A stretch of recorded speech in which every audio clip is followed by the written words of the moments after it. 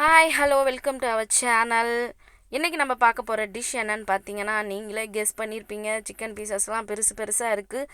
S, நம்ம இன்றைக்கி செய்ய போகிறது சிக்கன் பிரியாணி தாங்க. ஆனால் வழக்கமாக செய்கிற சிக்கன் பிரியாணி மாதிரி இல்லாமல் இதில் கொஞ்சம் வித்தியாசமாக நாங்கள் பண்ணியிருக்கோம். ஏன்னா சிக்கன் பீசஸ்லாம் நல்லா மசாலா போட்டு வறுத்து எடுத்துகிட்டு அந்த எண்ணெயில் நாங்கள் இன்றைக்கி பிரியாணி தாளிக்க போகிறோம். செம்ம டேஸ்ட்டாக இருக்க போகுது. ஸோ இந்த சிக்கன் பீசஸ் வறுக்கிறதுக்கான முதல்ல மசாலாஸ்லாம் ஆட் பண்ணிக்கலாம். சிக்கன் பீசஸ் நல்லா கழுவி வச்சாச்சு. இது 4 கிலோ சிக்கன். ஸோ முதல் மிளகாத்தூள், மஞ்சத்தூள், கொஞ்சம் உப்பு நான் ஆட் பண்ணி, அதுக்கப்புறம் கொஞ்சம் இஞ்சி பூண்டு ஆட் பண்ணி இந்த சிக்கன் பீசஸை நல்லா நாங்கள் பிசைஞ்சு எடுக்க போகிறோம். நல்லா கையை வச்சு பிசைஞ்செடுங்க, அப்போ தான் நல்லா டேஸ்ட் இருக்கும். ஒருத்தவங்க கையிலையும் ஒரு பக்குவம் இருக்குது, ஒரு டேஸ்ட் இருக்குதுன்னு எங்கள் பாட்டிலாம் சொல்லுவாங்க. ஸோ யார் பிரியாணி சமைக்கிறீங்களோ இதை நீங்கள் ட்ரை பண்ணி பாருங்கள். அவங்கவுங்க கையாலேயே நல்லா பிசைஞ்சு விடும் போது தான் அந்த உப்பு, காரம், அந்த இஞ்சி பூண்டோட டேஸ்ட் எல்லாமே கறிக்குள்ளே நல்லா இறங்கும். இதை நல்லா பிசைஞ்சு பார்த்திங்கன்னா ஒரு 20 மினிட்ஸ் ஆச்சு நீங்கள் வச்சுட்டு தான் சமைக்கணும். இதை நீங்கள் ஃப்ரிட்ஜில் ஸ்டோர் பண்ணாலும் பண்ணலாம். அந்த 20 மினிட்ஸ் இல்லாச்சும் வெளியிலேயாச்சும் மூடி போட்டு வைக்கலாம். ஏன்னா நீங்கள் கறி வாங்கிட்டு வந்தோன்னா உடனே பிசைஞ்சு உடனே பொரிச்சு கொடுத்தீங்கன்னா அதில் ஒரு டேஸ்ட் இருக்காது. கறியும் ரஃப்பாக தெரியும், குழந்தைங்களுக்கு சுத்தமாக பிடிக்காது.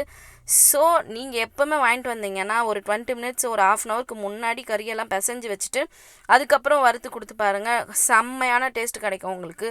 இதில் வந்து பார்த்திங்கன்னா நாங்கள் கொஞ்சம் தயிர் ஆட் பண்ணுறோம். தயிர் எதுக்கு ஆட் பண்ணுறோன்னு பார்த்திங்கன்னா, சிக்கன் பீசஸ் வந்து நல்லா சாஃப்டாக இருக்கும். இது சாஃப்ட் ஆகிறதுக்கு இன்னொன்று பார்த்திங்கன்னா, நீங்கள் சாதாரணமாக மசாலாலாம் ஆட் பண்ணி வச்சுருப்பீங்க. உப்பு காரம்லாம் கொஞ்சம் ஜாஸ்தி இருக்குது. ஸோ அதை மேனேஜ் பண்ணணுன்னாலும் கொஞ்சம் நீங்கள் தயிர் ஆட் பண்ணிக்கலாம். ஏன்னா அப்போ உப்பு காரம்லாம் கரெக்டாகிடும். இந்த தயிரோடு சேர்த்து ஆட் பண்ணும் போது கொஞ்சம் புளிப்பு டேஸ்ட்டும் நமக்கு கிடைக்கும். சாப்பிட்றதுக்கு அருமையாக இருக்கும். கொஞ்சம் கறியும் நல்லா சாஃப்டாயிரும். ஸோ இதை பிசைஞ்சு கொஞ்சம் நம்ம ஓரமாக எடுத்து வச்சுட்டு அதுக்கப்புறம் செய்ய போகிறது என்னன்னு பார்த்திங்கன்னா, சமைக்க ஆரம்பிச்சிட வேண்டியதான். வழக்கம் போல் இல்லாமல் இன்றைக்கி பார்த்திங்கன்னா நாங்கள் அடுப்பில் தான் சமைக்க போகிறோம்.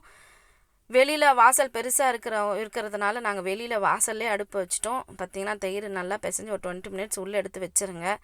நல்லா கையில் பிசைங்க. இந்த மாதிரி பிசையும் போது தான் அந்த டேஸ்ட் நல்லா இறங்கும்.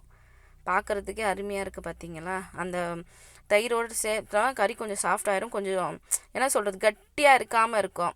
பசங்களுக்கும் ரொம்ப பிடிக்கும். இது பிசையும் போது பார்த்திங்கன்னா ஒரு நல்ல ஸ்மெல் வரும், இஞ்சி பூண்டு பேஸ்ட்லாம் சேர்த்துருக்கறதுனால. ஸோ இதை நல்லா பிசைஞ்சு வச்சுட்டு அடுத்து சமைக்கிறது பார்ப்போம். நாங்கள் என்னைக்கு பார்த்திங்கன்னா இந்தியா கேட் பாஸ்மதி ரைஸை தான் யூஸ் பண்ணியிருக்கோம். இந்த வறுத்து யூஸ் பண்ணுற பிரியாணியில் பார்த்திங்கன்னா கண்டிப்பாக பாஸ்மதி ரைஸ் தாங்க யூஸ் பண்ணோம். ஏன்னா அந்த ரைஸ் தான் இதுக்கு ஏற்றதாக இருக்கும். மற்ற எந்த இது போட்டாலும் அந்த அளவுக்கு டேஸ்ட் கிடைக்காது. அந்த அளவுக்கு வந்து அரிசியும் நீட்டாக வராது வேறு எந்த அரிசி போட்டாலும். ஸோ நீங்கள் இந்த அரிசியை யூஸ் பண்ணி பாருங்கள். இது பார்த்திங்கன்னா இந்தியா கேட் பாஸ்மதி அரிசி. இது ஒரு 4 கிலோ நாங்கள் ஆட் பண்ணியிருக்கோம். ஸோ 4 கிலோ அரிசி, 4 கிலோ கறி. இப்போ பார்த்திங்கன்னா அடுப்பு பற்ற வச்சாச்சு. அடுப்பு நல்லா எரிஞ்சிக்கிட்டு இருக்கு.